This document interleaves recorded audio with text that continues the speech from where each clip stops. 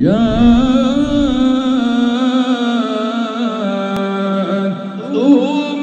رسلهم بالبينات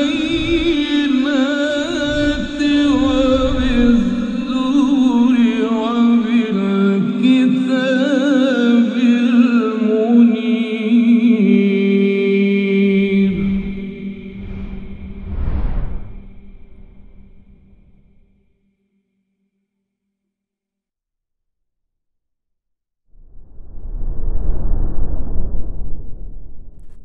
إن الحمد لله نحمده ونستغفره بالله أنفسنا وسيئات أعمالنا من يهده الله فلا مضل له ومن يضلل فلا هادي له أشهد أن لا إله إلا الله وحده لا شريك له وأشهد أن محمدا عبده ورسوله لا نبي بعده. قال الله تعالى في كتابه الكريم يا أيها الذين آمنوا اتقوا الله حق تقاته ولا تموتن إلا وأنتم مسلمون. يا أيها الناس اتقوا ربكم الذي خلقكم من نفس واحدة وخلق منها زوجها وبث منهما رجالا كثيرا ونساء واتقوا الله الذي تساءلون به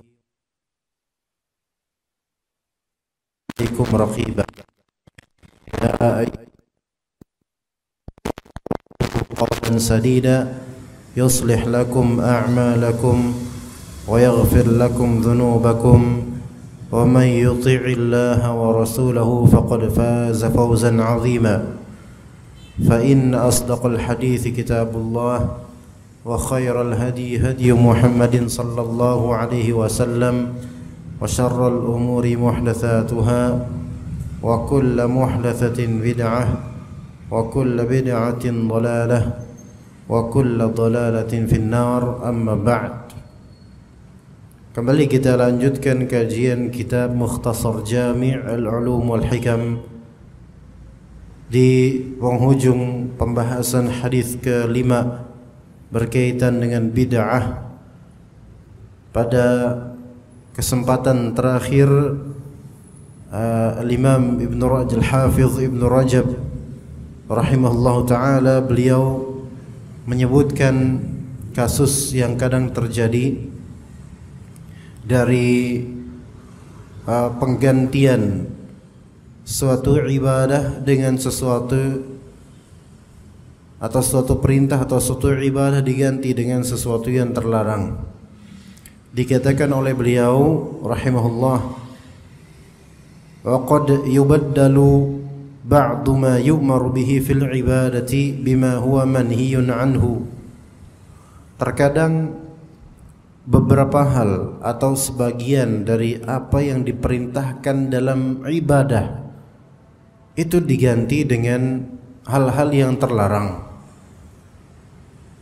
Jadi ada satu ibadah yang mana ibadah ini perlu beberapa hal pendukungnya, seperti salat perlu menutup aurat, perlu masuk waktu salat, waktu masuk waktu salat, perlu bersuci terlebih dahulu, perlu tempat yang suci.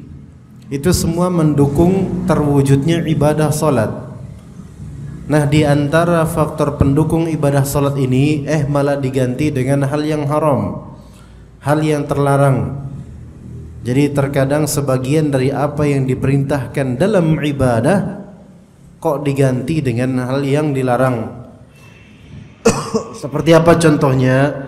Dikatakan oleh beliau, kaman satara auratahu fi sholati bi thawbin muharramin. Di antara contohnya seperti orang yang menutup auratnya dalam salat dengan pakaian yang diharamkan.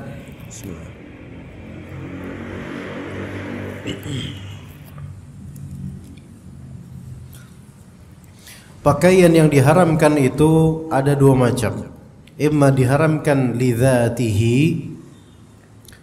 imma diharamkan karena zatnya, atau imma diharamkan karena li ghairihi, sesuatu yang menyebabkan suatu hal eksternal dari celana atau dari pakaian tersebut, bukan bagian dari pakaian tersebut tapi hal lain yang mengharamkannya.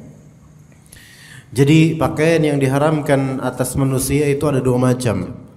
Imma haram karena zat pakaian tersebut, imma haram karena ada sifat lain, ada hal lain yang menjadikannya haram tapi bukan dari pakaiannya, bukan dari pakaiannya. Nah, hal yang diharamkan secara zat dari pakaian, diantara contohnya adalah pakaian sutra untuk pria misalnya. Sutra ini maksud sutra asli dari ulat sutra yang mengkonsumsi misalnya daun murbei dan semisalnya. Pokoknya hasil murni dari ulat sutra. Dan komponennya dalam mazhab Syafi'i yang diharamkan melebihi dari setengah bahan pokok pakaian untuk pria. Adapun sutra-sutraan atau sutra pabrikan atau sebutan aja sutra dan hakikatnya tidak, maka itu tidak diharamkan atas pria. Dan itu keadaan kebanyakan dari apa-apa yang diklaim sutra sebagai pakaian pria. Itu keadaannya seperti itu. Walaupun pedagangnya bilang sutra asli, itu biasanya pedagangnya nggak ngerti bahwa saya itu bukan sutra asli. Karena sutra kalau asli betul-betul, bukan pabrikan, bukan campuran betul-betul, itu harganya bukan hanya 1-2 juta. Bisa berjuta-juta, entah 6 juta, 5 juta, 8 juta, 7 dan seterusnya. Dan belum tentu juga yang harganya 1 juta, 2 juta itu mahal karena bahannya, bisa jadi karena brand. Jadi semua itu jangan kita takarkan dengan mentang-mentang karena mahal maka pasti sutra asli. Itu hanya biasanya apa? Hanya trik marketing saja menyebut itu sutra asli. Ya, begitu jemaah. Dan itu banyak keadaan seperti itu. Anda tanyakan, observasi sampai di Tanah Abang sendiri, pedagang kain nggak ngerti tentang apa yang dia dagang. Entah nggak ngerti atau sengaja pengen ngibulin, tapi Anda belagak pilon aja. Oh ini kok mahal nih? Iya itu ada sutranya ini. Ada sutranya tapi harganya sekitar 200 ribuan. Ini sutra apa ini? Ya, begitu. Jadi itu haram untuk laki-laki secara zat. Adapun untuk perempuan halal secara zat. Kemudian juga pakaian yang diharamkan secara zat yaitu apa? Pakaian yang memiliki gambar permanen berupa gambar makhluk hidup. Maka ini juga haram secara zat. Walaupun kadang-kadang semoga dimaafkan untuk sebagian pakaian anak kecil yang tidak bisa kita menghindarinya. Sebagian pakaian anak kecil, tapi pada asalnya itu juga haram pada asalnya. Tetapi karena nggak bisa menghindarinya, contoh bedong, pampers, celana dalamnya kadang-kadang ada gambar beruangnya atau semisalnya.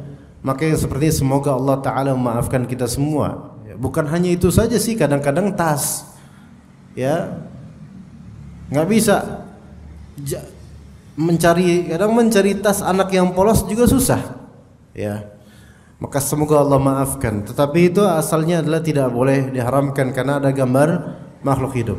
Ada juga pakaian yang diharamkan disebabkan bukan pada zatnya halal, tetapi haram karena hal lain yang di luar dari sifat pakaian tersebut. Yaitu apa? Pakaian hasil nyuri.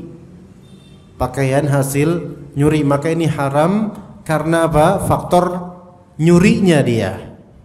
Maka kalau seseorang mencuri pakaian dari jemuran tetangga, kemudian dia pakai haram. Dia pakai haram.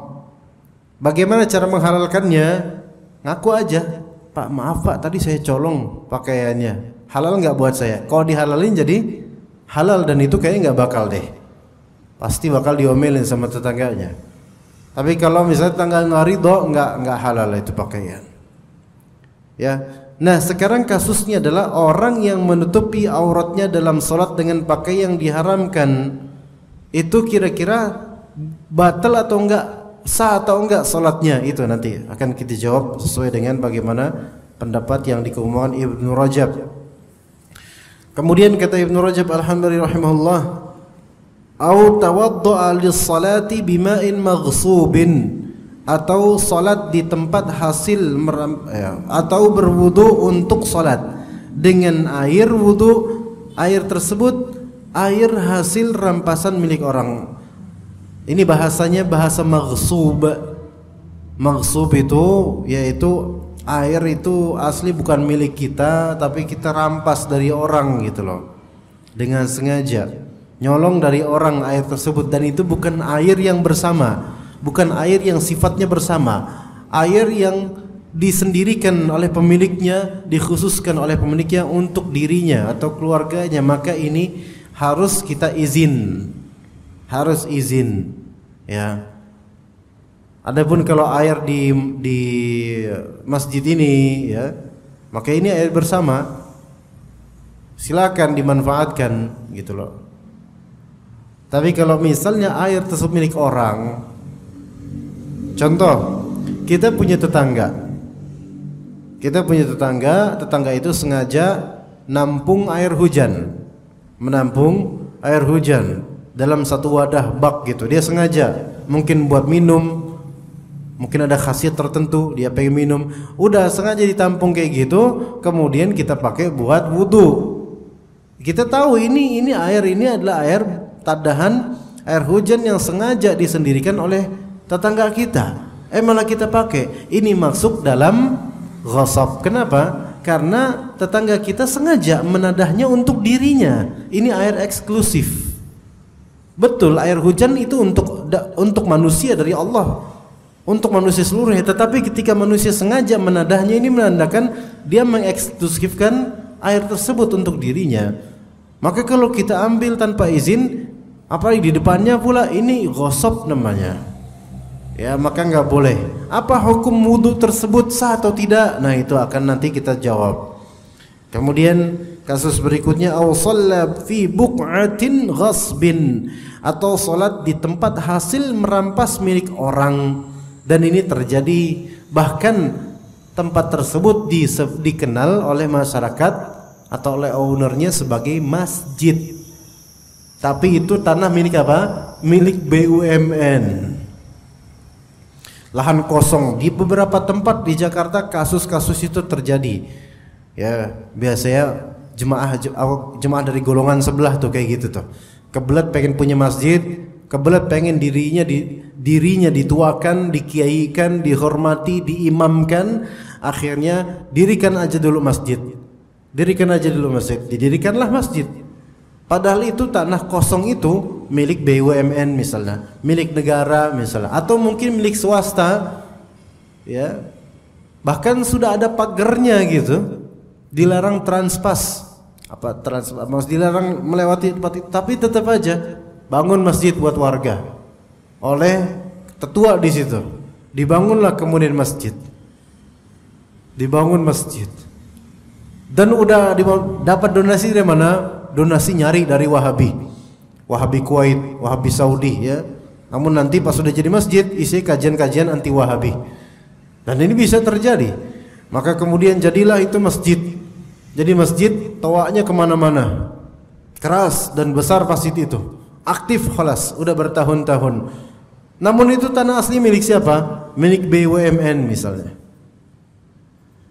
Namun dari pihak BUMN mau mencabut masjid itu sudah nggak enak.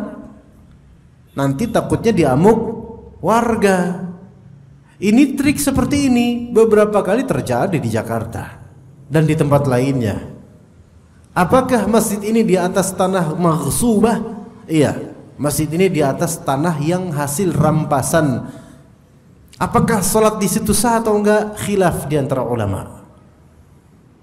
Dan sebaiknya tidak usah sholat di tempat masjid yang antum ketahui seperti itu. Itu nggak bakal ada sertifikat tanah wakaf, nggak bakal ada. Baik tanah wakaf, tanah hibah nggak ada. Kenapa? Karena emang itu tanah ghasab. ngerampas itu orang-orang itu atas nama agama Allah, dan itu haram. Maka para yang seperti ini, para ulama berbeda pendapat mengenainya. Apakah amalannya tertolak secara total atau ia tidak tertolak sehingga dapat membebaskan diri dari tanggung jawab kewajiban? Mayoritas ulama berpendapat bahwasanya amal seperti itu tidak tertolak secara total. Dia cuma dapat dosa di perbuatan-perbuatan itu saja. Misal tadi salat dengan pakaian yang diharamkan. Laki-laki salat pakai sarung asli sutra misalnya. Bismillah.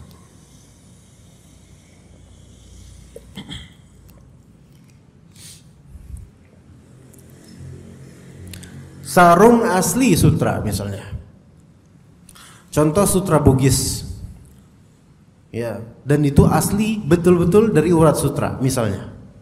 Ya, betul-betul asli asli dari urat sutra. Ditenun manual. Dan ketika ditanya kepada penenunnya, dia bilang ini asli sutra ini. Ya. Dipakai buat nikah adatan atau nikahan adat, ya kan? Biasa di Bugis, di Samarinda juga begitu, ya. Dan asli sutra, laki-laki pakai itu. Haram atau halal? Haram. Walaupun dalam urusan nikah haram. Kemudian di Sumatera juga pakai asli sutra, songket asli sutra. Hanya orang kaya yang pakai, mungkin disewa oleh pihak event organizer-nya atau pihak yang menyewakan itu, asli sutra. Ya, tapi nggak dibeli, disewa aja, asli sutra. Walaupun buat nikahan, buat songket yang biasa kan Melayu itu, apakah itu halal atau haram? Haram. Hukumnya haram karena asli sutra asli. Ya. Nah, karena tiba waktu zuhur misalnya, maka salatlah dia. Salat zuhur. Apa hukum salat zuhur dengan mengenakan pakaian songket sutra asli atau sarung sutra asli dari kepompong sutra, dari ulat sutra? Hukumnya haram pastinya. Cuman masalah di sini, apakah salatnya sah atau tidak? Nah, sebagian ulama mengatakan salatnya tidak sah. Kenapa tidak sah? Bukankah dia telah menutup aurat? Betul, dia telah menutup aurat, ya kelihatannya begitu.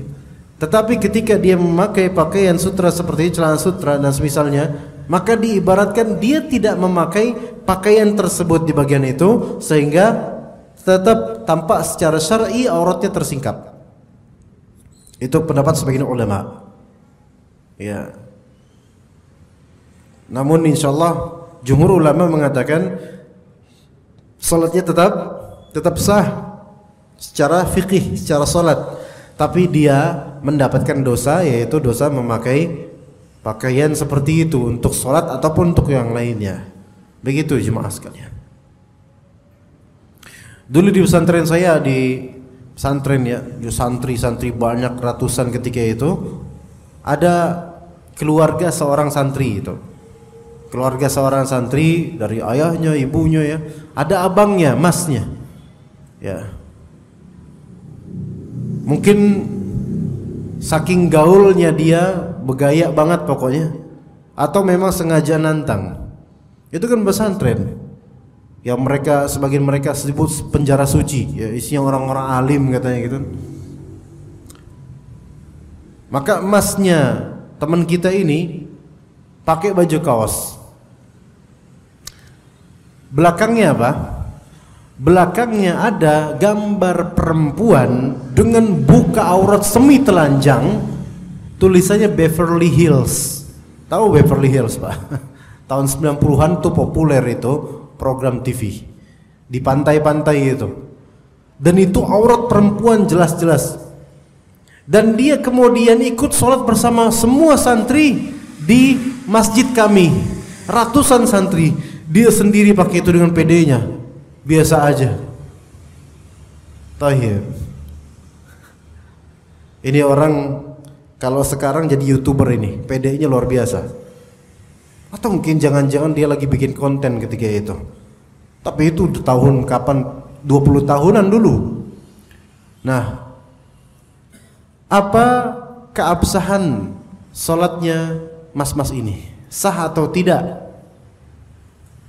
Kalau menurut sebagian ulama tidak sah, tapi yang lebih tepat adalah salatnya tetap sah, tapi dia dosa pakai itu. Dan semua mata yang memandangnya dari aurat-aurat itu, dia akan nanggung dosanya hari kiamat. Begitu juga dengan orang yang wudu dengan salat air hasil rampasan, air hasil ghasab. Iya. Termasuk ini misalnya, masjid nyolong listrik PLN. Ya, mohon maaf nih Asofo nggak mungkin kayak gitu. Ya. Masjid nyolong hasil listrik PLN.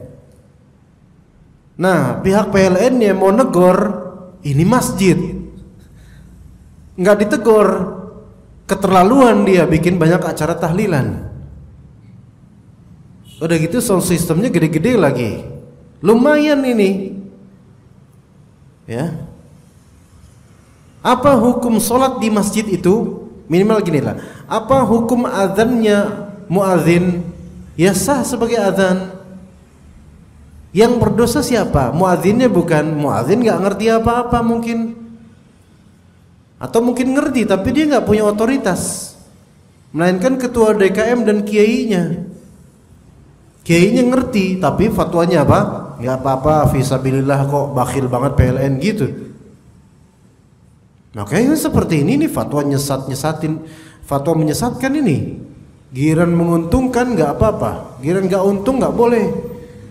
Maka yang seperti ini tetap sah amalan-amalannya, tetapi pihak-pihak penanggung jawab masjid, mereka menanggung dosanya di mana? Hari kiamat nanti. Nauzubillah min dzalik. Ya. Giran PLN naikin harga, protes mereka. Padahal mereka nggak bayar apa-apa.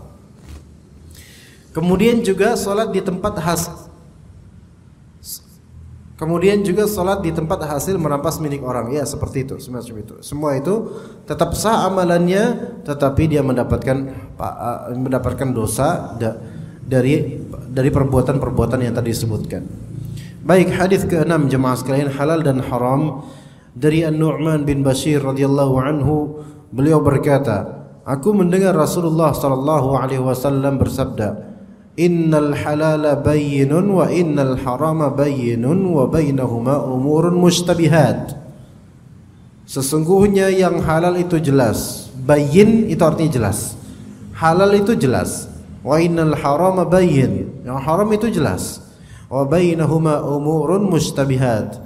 Dan di antara keduanya, di antara halal yang jelas dan haram yang jelas, itu terdapat perkara-perkara yang syubhat. Syubhat berarti samar, tidak jelas bagi banyak orang. La ya'lamuhunna katsirum minan nas. Perkara syubhat ini, tidak jelas ini, tidak diketahui oleh banyak orang hukum pastinya itu apa, karena syubhat. Famanittaqash syubuhati istabra'a lidinihi wa 'irdihi. Maka siapa yang menjauhi perkara-perkara yang syubhat, dia hanya beralih ke yang pasti-pasti saja, yang syubhat-syubhat dia tinggalkan, maka faqad istabra'a lidinihi wa 'irdihi. Maka dia telah membebaskan dirinya untuk menjaga agama dan kehormatan dirinya. Ya, jadi orang yang memang terbiasa menerjang syubhat, itu dia telah menurunkan kadar keagamaan dia dan merendahkan kehormatan dia sebenarnya. Iya. Dan orang yang betul-betul bertakwa dan berusaha mencukupkan dengan yang pasti-pasti halal saja, itu dia telah menghormati dirinya dan membuat kehormatannya meninggi insyaallah. Wa man waqa'a fi syubuhati waqa'a fil haram. Dan barang siapa yang terjatuh dalam perkara-perkara syubhat, dia telah terjatuh dalam perbuatan haram. Ini bukan berarti syubhat itu mesti haram, enggak. Ya justru karena enggak tahu ini halal atau haram, ya makanya disebut syubhat. Jadi bukan berarti syubhat sama dengan pasti haram. Bukan gitu. Kadang syubhat bisa jadi haram kalau kita teliti lagi. Kadang itu sebenarnya halal. Cuman kenapa kok Rasulullah mengatakan siapa yang terjatuh dalam perkara syubhat, dia telah terjatuh dalam perbuatan haram? Kenapa? Karena dia ini tidak berusaha menjaga dirinya. Karena orang ketika dia tahu ini nggak jelas nih halal atau haram, berarti dia wajib untuk memberi benteng pada dirinya, menjaga tindakan preventif antara dirinya dengan syubhat tersebut. Itu yang wajib. Kalau dia malah dia terjang syubhat itu, mungkin bukan syubhat itu bukan haram mungkin, tapi perbuatan dia menerjang syubhat itu dan masuk ke dalamnya itu perbuatan haram. Gitu loh jemaah. Paham enggak jemaah? Contoh ya, contoh. Apa kira-kira yang bagi antum syubhat antara halal dan haram jemaah? Silakan ditawarkan. Ayo. Pak. Silakan ditawarkan. Ya syubhat bagi antum. Fadhol. Syubhat di sini berarti antum enggak tahu hukumnya jemaah.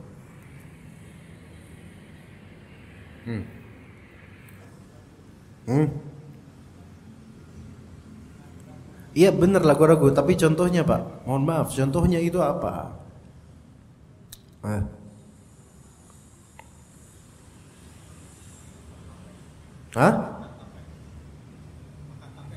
Makan tape. Oke, makan tape. Ada artikel mengatakan makan tape itu haram karena ada nisbat memabukkan gitu ya, apa namanya, fermentasi ya. Buah tape ada nggak? Nggak ada kan? Jadi itu kan perlu proses. Taib. Jadi ada nisbat di sini. Ada nisbat alkohol yang kalau banyak bisa memabukkan gitu. Tapi ada juga yang menghalalkan. Nah bingung.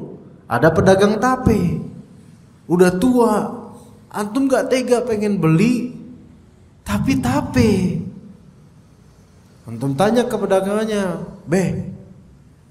udah seneng duluan tuh babe-babe itu, pengen dibeli nih kayaknya.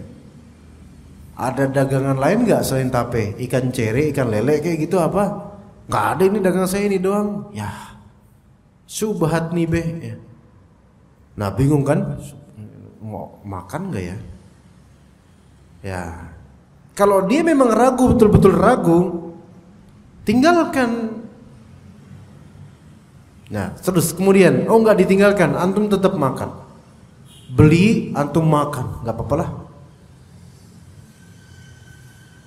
Antum telah masuk ke dalam perkara syubhat dalam diri antum, dan itu terjerumus dalam perkara haram. Ya harusnya antum tinggalkan perbuatan itu. Walaupun besoknya antum nanya ke tiga ustadz, tiga-tiganya bilang tapi tetap halal walaupun ada kandungan alkoholnya hasil fermentasi, tetap halal karena begini-begini dalilnya. Antum yakin, oh halal ternyata. Tapi antum wajib istighfar. Kenapa? Karena kemarin belum ngerti betul-betul pastinya ini halal atau haram, antum terjang. Itu contohnya. Gitu Pak. GoFood. Ya. Ada ustadz yang mengharamkan, ada ustadz yang menghalalkan. Ya.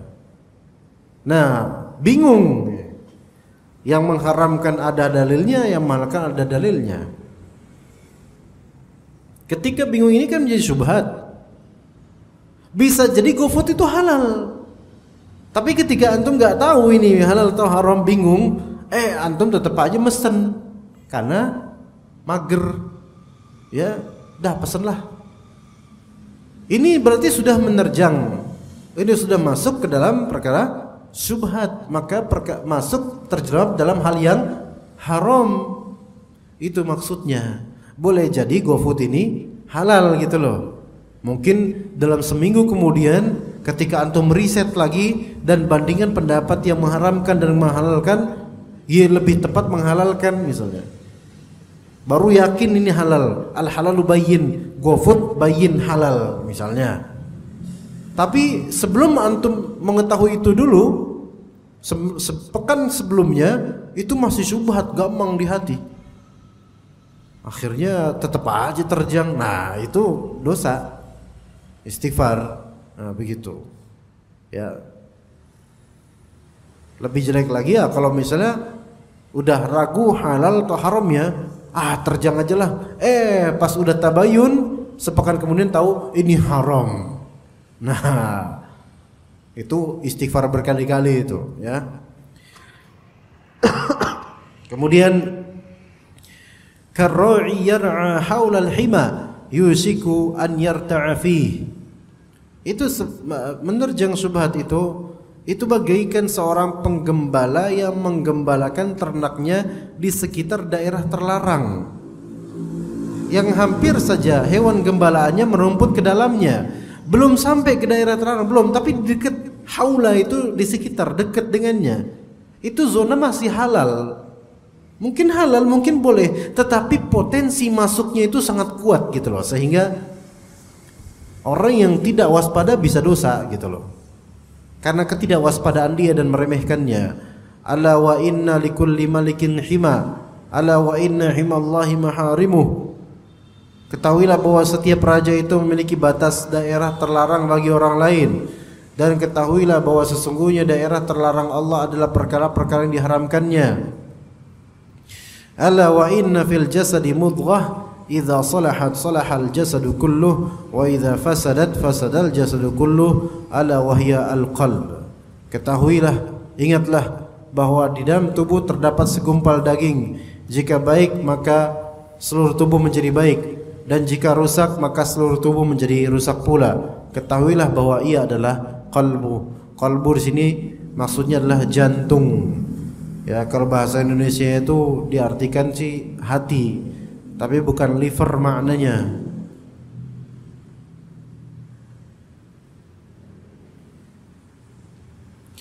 Taib, kita lanjut ke syarah hadis. Kata Nabi sallallahu alaihi wasallam, innal halala bayyin wa innal harama bayyin wa bainahuma umurun mushtabihat la ya'lamuhunna katsirun minan nas. Sesungguhnya yang halal itu jelas dan yang haram itu juga jelas, dan di antara keduanya terdapat perkara-perkara syubhat yang samar yang tidak diketahui oleh banyak orang. Kata Ibnu Rajab, ma'nahu annal halal al-mahdha bayyinun la ishtibaha fihi. Bahwasanya yang halal secara murni itu jelas adanya, jelas kehalalannya, tidak ada kesamaran baginya. Wa kadzalika al-haramul mahdh, begitu pula dengan hal yang haram secara murni jelas. Walakin bainal amrayni umurun tashtabihu ala katsirin minan nas. Tetapi antara dua perkara halal dan haram ini ada beberapa perkara yang tidak begitu jelas atau samar bagi banyak orang. Hal hiya minal halal am minal haram? Ini halal apa haram ya? Wa amma ar-rasikhuna fil ilm fala yushtabahu alaihim dhalik, atau fala yashtabihu alaihim dhalik wa ya'lamuna min ayyil qismain hiya. Adapun bagi orang yang rasikh fil ilm, menancap ilmunya, kuat ilmunya, itu tidak bersubhat bagi mereka. Bagi mereka jelas, jelas, dan mereka mengetahui ini halal atau haram itu mengetahui. Iya. Sekarang ini banyak ikhwah, orang-orang yang baru hijrah, bahkan sebagian dari ahlu sunnah, ya, masalah demo menjadi syubhat bagi mereka. Demo dalam rangka demo tapi mudhaharah silmiyah. Demo tapi versi silmiyah, yaitu Indonesianya damai. Tetapi ini semua bukan cara syar'i dalam memberikan aspirasi kepada penguasa kaum muslimin. Tapi ini menjadi syubhat bagi banyak kaum muslim, banyak bahkan sebagian ikhwan salafiyin karena enggak belajar. Jadi syubhat. Ya, bahkan sebagian dari syubhat sebagian orang dari syubhat tersebut mereka menjadikan bahkan demo ini dasar dan barometer Anda itu bela Islam atau enggak. Ya, ini makin parah jadinya. Jadi kalau kita enggak ikutan atau bahkan kita enggak setuju dengan demonstrasi Islam dan kaum muslimin seperti ini, berarti kita enggak bela Islam. Mau jilid berapapun kita dianggap tidak membela Islam. Inilah ketika ilmu itu berdasarkan syubhat. Bukan syubhat itu ditakar dengan ilmu, tapi dari syubhat itulah ilmu itu diambil. Ini malah justru ya itu jadinya rancu, banyak kerancuan. Ya. Taib sekarang juga di antara hal yang sebenarnya bayin sekali keharamannya dan keburukannya. Seperti apa? Seperti Citayam Fashion Week. Citayam Fashion Week. Ya. Emang kayak gitu ya Citayam? Mana nggak tahu kok Citayam kayak gitu loh. Kemudian di SCBD di Sudirman atau semisalnya gitu, mereka menampilkan pakaian-pakaian yang sebenarnya lebih baik itu mereka beli buku, belajar, baca Iqra sana daripada hal-hal kayak gitu. Sebagian dari mereka anak-anak atau adik-adik kita atau anak-anak kita ini pakai pakaian yang lebih besar dari ukuran badannya, jauh lebih besar dari ukuran badannya. Ya mungkin mereka juga masih menyusu pada ibu-ibu mereka. Dalam artian masih minta duit dari orang tua mereka. Lalu pakai fashion seperti itu. Dan semoga Allah Ta'ala memberi hidayah pada waliul amri kita, agar hal-hal seperti itu tidak didukung harusnya. Tidak untuk didukung. Tapi semoga Allah Ta'ala rahmati waliul amri kita untuk bisa mengarahkan kepada yang lebih baik untuk pemuda-pemuda ini. Ya, ini sebenarnya sesuatu yang bayin. Tetapi ketika semua ini dibalut menjadi budaya, kreativitas, jadilah syubhat. Antum lihat di YouTube, lihat komentar netizen yang mendukung proyek-proyek seperti ini. Akan ini adalah ekspresi anak muda. Sebentar. Ekspresi anak muda itu juga harus ada batasan. Dan juga harus ada koridor agama yang mengaturnya. Ya. Tidak dengan seperti ini tabdzir, israf, mubadzir, la yanfa', enggak ada manfaatnya dunia maupun akhirat. Apa manfaat dunia yang mereka dapat kecuali tidur di pinggir jalan kemudian? Apakah mereka terus pulang-pulang kemudian bawa bidadari dan bawa pacar dan seterusnya? Enggak. Bahkan sebagian merusak pemandangan dan membuat iritasi mata ini dan membuat penyakit kalbu kadang-kadang dengan aurat yang ditampilkan, busana-busana yang aneh untuk anak muda. Kemudian sebagian netizen mengatakan ini ekspresi. Dulu di zaman kita 90-an, awal 2000-an kan ekspresi anak-anak SMP, SMA itu mereka beli pilok, ya kan? Ya, tulis nama mereka di pasar, di rumah orang, gambar kotor dan jorok. Terus kita katakan, nggak apa-apa lah ini ekspresi anak muda. Ini kebodohan. Ya enggak? Ini merugikan sebenarnya. Apa manfaatnya dari hal-hal seperti itu? Ya kan, duit nggak dapat, kadang ngerugiin juga, orang perlu cat tembok ulang gitu kan. Juga sebagian memberikan alasan bahwasanya ini adalah kreativitas. Kreativitas itu adalah ketika orang itu bisa memberikan apa yang sifatnya konstruktif dan membangun untuk masyarakat ini dari segi ma'nawiyah seperti keilmuan, motivasi untuk bekerja, atau mungkin dari segi materi lah. Dari situ kita bisa mendapatkan kebaikan dan keberkahan. Tapi ketika cuma pemandangan yang membuat mata ini terasa dikotorin, maka ini bukan kreativitas. Ini sampah yang ditawarkan. Maka melihat sampah di tempatnya itu sudah cukup di rumah masing-masing, nggak perlu kemudian ditawarkan di tempat-tempat yang mewah-mewah atau di tempat public street. Begitu pula dengan alasan sebagian orang bahwasanya ini budaya kita harus dilestarikan. Ini makin bodoh lagi. Coba Pak, Bapak yang sudah berusia sekian puluh tahun, udah sepuh, dari zaman Benyamin masih muda, emang kayak gitu fashion anak-anak kita? Nggak ada itu. Dan kenapa eksklusif hanya Citayam kalau kayak gitu? Emang orang Citayam kayak gitu ya pakaiannya? Kalau emang itu budaya, maka itu berarti sesuatu yang produk tradisi kita, itu udah berulang kali oleh anak muda dilakukan gitu loh. Ternyata enggak. Ini jelas, ini sesuatu yang jelas sekali bahwa ini semua haram, buruk.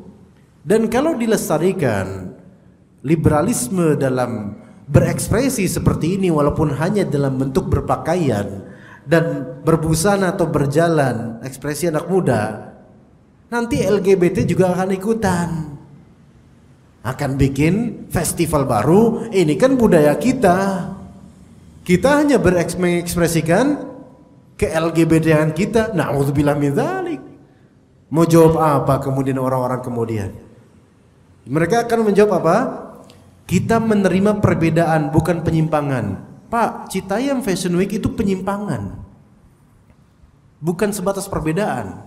Karena anak muda yang benar, yang tidak menyimpang itu adalah anak muda yang betul-betul berusaha istiqomah. Itu baru. Ini penyimpangan. Coba lihat, Bapak lihat sendiri Pak. Pakaian-pakaian sebagian dari mereka konyol, pakaian menyimpang. Sekarang misalnya Anda pakai pakaian ke kantor dengan celana jeans robek di bagian lutut, itu kira-kira perbedaan atau penyimpangan? Perbedaan dan penyimpangan. Oke, di jalanan deh pakai seperti itu. Apakah itu hal yang baik? Tidak baik. Tidak baik. Maka banyak sebagian dari orang Indonesia ini ketika mencorongkan ke LGBT, bukan berarti saya mendukung LGBT ya. LGBT bilang kita menghargai perbedaan, bukan penyimpangan. Penyimpangan di Indonesia ini terlalu banyak jemaah sekalian, yang mudah dikonsumsi dan menjadi tradisi. Tapi kemudian dialaskan ini bukan penyimpangan kok, ini perbedaan. Coba sekarang sebagian dari YouTuber mengiklankan minuman bir. Bahkan setiap dia menjadi host dan ada semua guestnya atau tamunya itu dihadirkan bir, ya, maksudnya bir minuman keras. Karena nggak perlu sebut namanya, nama YouTubernya dan nama minuman kerasnya. Tapi selalu begitu dan membanggakan akan hal itu. Mereka nggak mengatakan itu minuman keras, mereka mengatakan itu minuman beralkohol. Apa bedanya minuman keras dengan minuman beralkohol? Ya sama-sama minuman keras, pembahasan saja. Ini perbedaan atau penyimpangan jemaah? Penyimpangan. Harusnya itu kaidah masuk juga dong ke sini. Kita menghargai perbedaan, bukan penyimpangan seperti minum bir ini. Ada bengkel depan masjid, sholat masjid di depan bengkel, bengkel di depan masjid, zuhur azan, orang-orang bengkel tetap sibuk dengan kebengkelannya. Kemudian pada sholat, ini muslim ini, pada sholat berjamaah masih sibuk pada di bengkelnya. Ini perbedaan atau penyimpangan? Penyimpangan dari segi apa? Ini orang konslet, muslim bukan. Ini tinggal ngesot dia ke masjid sampai. Ada apa dengan benaknya? Ini penyimpangan. Jadi kadang-kadang penyimpangan itu relatif ya. Maka sesuatu yang jelas haram, katakan jelas haram. Sesuatu yang jelas halal, katakan jelas halal. Adapun yang nanti tadinya haram dibuat kabur tidak jelas, akhirnya menjadi syubhat, orang banyak mengkonsumsinya, akhirnya yang haram dianggap nanti jadi halal. Begitu jemaah sekalian. Ya, insyaallah kita cukup kajian sampai sini saja. Insyaallah ketemu 2 pekan lagi karena pekan depan anak izin ke Cengkareng. Ya, jadi 2 pekan lagi kita bertemu insyaallah taala. Wa sallallahu ala nabiyyina Muhammad wa ala alihi wa sahbihi ajma'in. Subhanakallahumma bihamdika asyhadu an la ilaha illa anta astaghfiruka wa atubu ilaik. Wassalamu alaikum warahmatullahi wabarakatuh.